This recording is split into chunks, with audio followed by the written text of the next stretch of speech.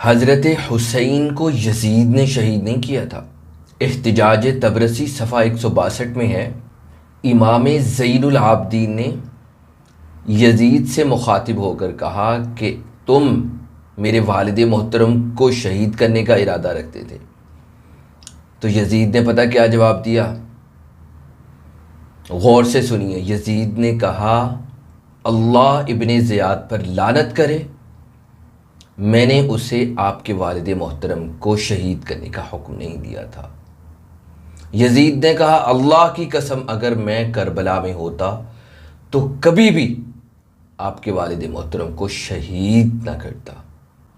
پھر اس کے بعد جب شمر نے حضرت حسین رضی اللہ تعالی عنہ کا سر یزید کے سامنے پیش کر کے انعام کا مطالبہ کیا، یزید غضبناک ہوا اور یزید نے شمر سے کہا اللہ تیری رکاب آگ سے بھر دے، تیرے لیے ہلاکت ہو، جب تجھے پتا تھا کہ یہ مخلوق میں سب سے اعلیٰ و افضل ہے تو پھر کیوں تو نے ان کو شہید کیا؟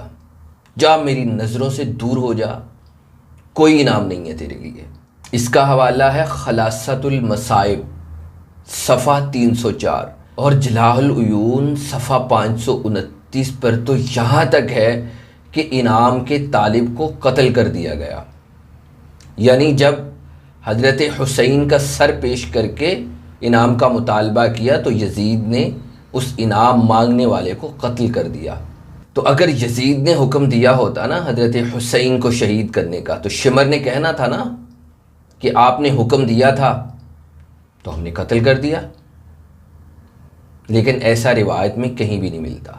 پھر جب امام زین العابدین کو تسلی ہو گئی کہ میرے والد محترم کی شہادت میں یزید کا کوئی ہاتھ نہیں ہے تو انہوں نے یزید کے ہاتھ پر بیعت کر لی، اور امام زین العابدین نے یزید کے ہاتھ پر بیعت کرنے کے بعد پتہ کیا فرمایا؟ میں آپ کا غلام، چاہے تو مجھے فروخت کر دیں چاہے تو رکھ لیں۔ اس بات کا حوالہ کیا ہے؟ روضہ کافی جلاء العیون۔ اب آپ کے ذہن میں یہ سوال آ رہا ہوگا کہ اگر یزید حضرت حسین کا قاتل نہیں ہے تو پھر قاتل کون ہے؟ تو اس کا آسان اور مختصر سا جواب یہ ہے کہ حضرت حسین کے قاتل بہرحال اہل کوفہ تھے، اور یہ اہل تشیع کی انتہائی ذاتی کتابوں کے مطابق ہے، جس کو یہ حقیر آئندہ کل انشاءاللہ حوالوں کے ساتھ ثابت کرے گا کہ حضرت حسین کے قاتل اہل کوفہ تھے۔